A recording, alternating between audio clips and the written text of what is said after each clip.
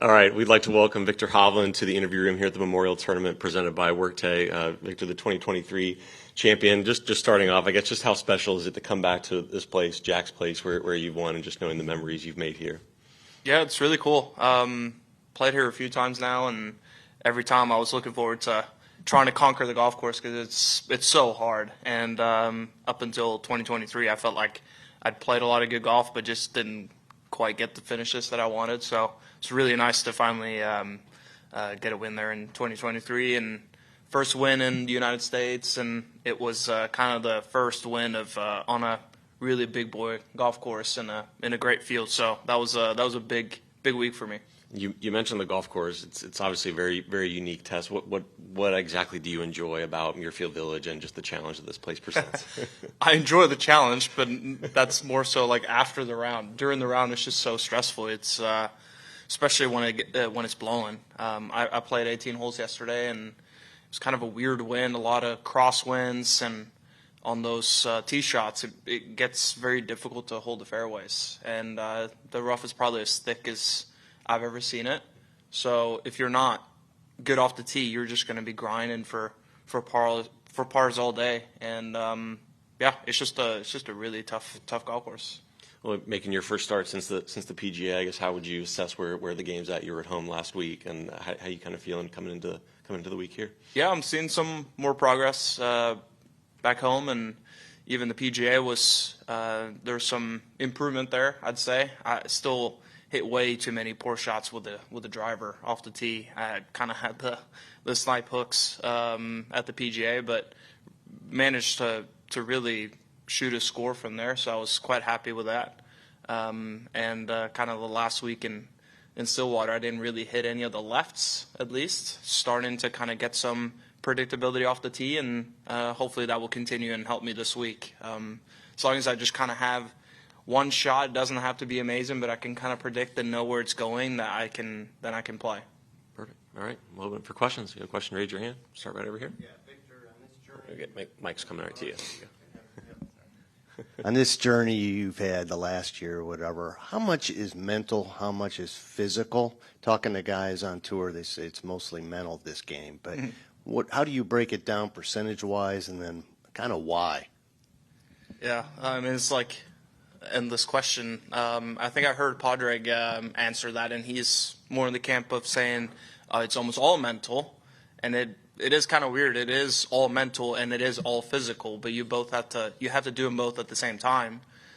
But at the end of the day, if your technique or the physics of your golf swing are not matching up and the ball's going everywhere, it doesn't matter how you think. You've got to correct some issues in order to see the ball go where you want it to. And then I think the mental part becomes more and more important as your game starts to become better.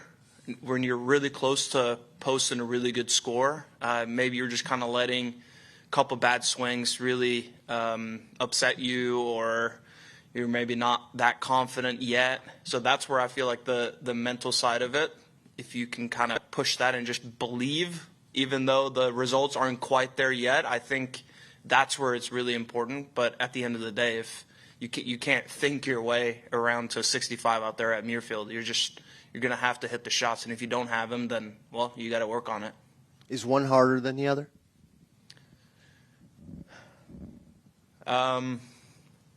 Probably, but I don't think it's the same for everybody. And it just depends. I'd say at some points maybe the mental stuff has been way easier for me, and then other times it's been the other way around. I'd say the physical stuff has always been easier to me because I've always had a very repeatable pattern, and then when it's not as repeatable, well, then the physical becomes a little bit more difficult. And, yeah, so it's just a journey, I guess. Shed? Good morning, Victor. Thanks for coming in. This is the 50th Memorial Tournament. I'm wondering if you could go big picture and just talk about the importance of this event or its prestige, how you view it.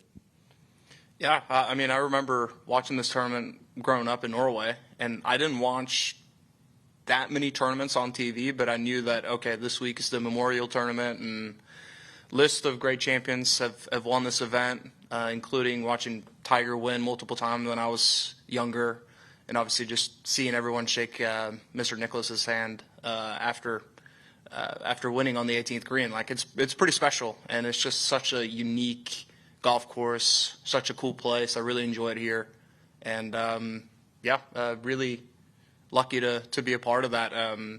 Past winners, so just cool to be a part of it. Do you, it's a great field here this week. It's a signature event. Do you ever think about or even care who else is in the tournament? Is it more just about what you're doing and how you see a golf course? Does the field really matter?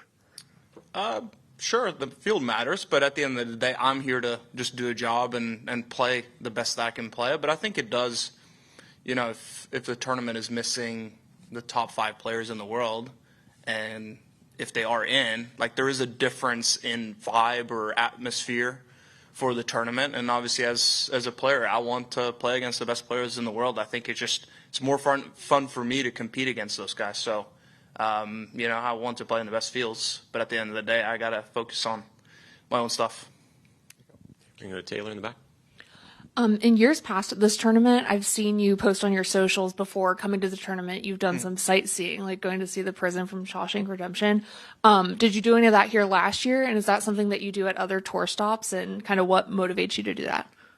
Yeah, I like to, because we travel so much, and a lot of times we go to the same places, but we only see hotels and golf course and a couple of restaurants. But 2 years ago, I went to Mansfield and checked out some of the Shawshank spots because my old swing coach, Joe Mayo, he's a big movie guy. Like, he goes to places where they've shot famous movies, and he said, it's about an hour from here. You want to go and check it out? I said, sure. And then last year, my dad and cousin came for this tournament. So I just said, hey, let's just do that, and they loaded as well.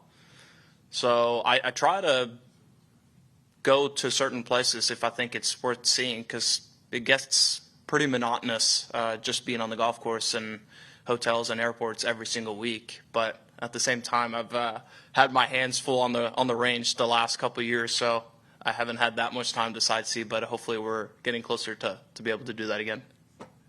Yeah. Good, Doug. I was going to ask if anyone's asked about your swing, and if they haven't, I'm not about to. I'm just curious if Thank you.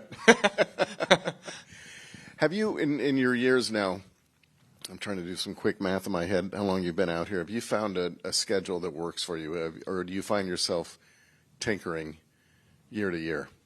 Too much, too less, when to play, weeks before majors, not playing, that kind of stuff?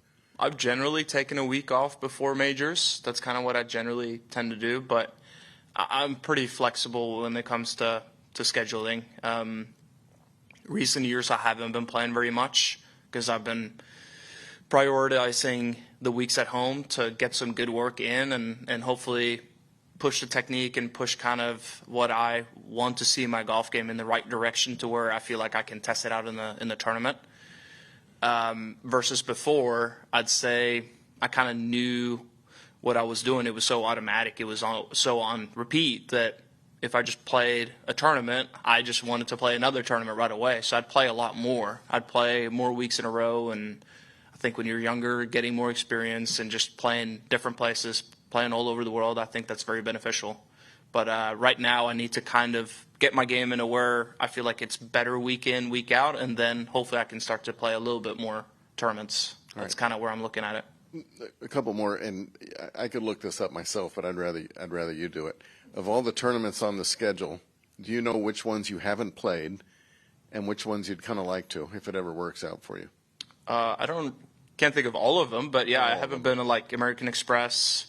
I think I'd like to play that one. Have not been to, haven't played Valero Texas Open. Week before major. Yeah. So Sony? there's, Have you what's been that? to Sony yet? Never played Sony. There you go. Yeah. They just had a volcano erupt too, so you should go. Oh, really? Yeah. I've heard lots of good things about that golf course. It's just like, I mean, I'd love to play all over the place. It's just, it's not always that feasible, and sometimes things come in the way. So, but I'd like to get to those tournaments at some point. Thanks. I had one more that's just way out in left field, but we are 3 years removed from this tournament when they first came out with the first batch of live players, Dustin and Poulter and whoever else it was.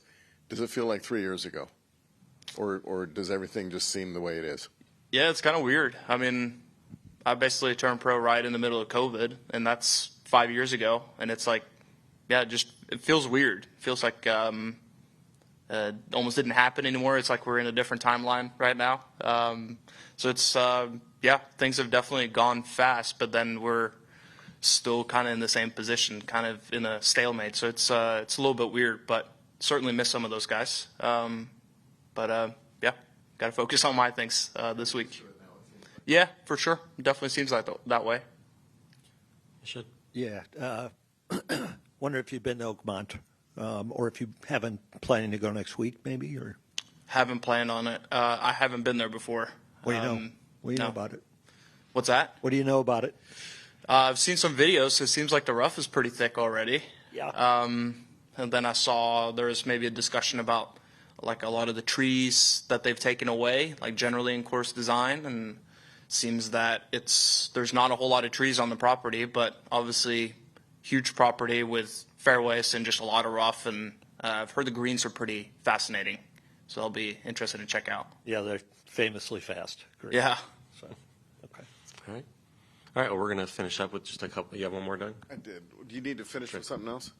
We're just going to do a couple in Norwegian after we. Oh, I go can't ahead. do Norwegian. I know. It's okay. This is really far out there, but again, we always talk about great par threes in golf when we think about postage stamp and we think about 12 at Augusta, et cetera. Do you have any favorites or par threes you like that are like really long? That are really long? Yeah, there's probably not many of them. What do you classify as like really long? It's 300 at Oakmont in a few weeks, but I was thinking more. Yeah. I don't know. I mean, hang on a second. 6 at Quail Hollow. That was about 250, wasn't it? Yeah. Downhill, but Yeah. I think it like I'm not saying that's great, by the way. I'm just as an example of like. Yeah, it's that's a hard hole because it's just like you got to be so precise from back there, and you're hitting a 3-iron, or I hit a 7-wood a couple times, and it's just, yeah. I mean, it just becomes hard. I just don't think when you have to make a hole that long, it just doesn't become that great. It just becomes like, okay, you got certain target here, and then you got to hit a shot around there and make a par and get out of there, instead of a shorter par 3 that entices you to get close to it. But if you're a little bit off, you're either in the water or in a short-sided spot, or if you bail out, yeah, but you still have a tricky little putt. I just think all the best par 3s are under 200. You can maybe have it just over 200, but as soon as you start to take head covers off of on par 3s, I just think it gets a little silly. So, when else? But you talk about hitting 3-iron or 7-wood into number 6 at the PGA. When else? And I know this is dictated by wind or other conditions, but when else do you hit a 3-iron? I mean, I know I've never done it, but I just can't think of the holes. I know there's par a 3. few. I'm talking about anywhere on a golf course. Yeah. Outside of a par 5, do you ever hit a 3-iron?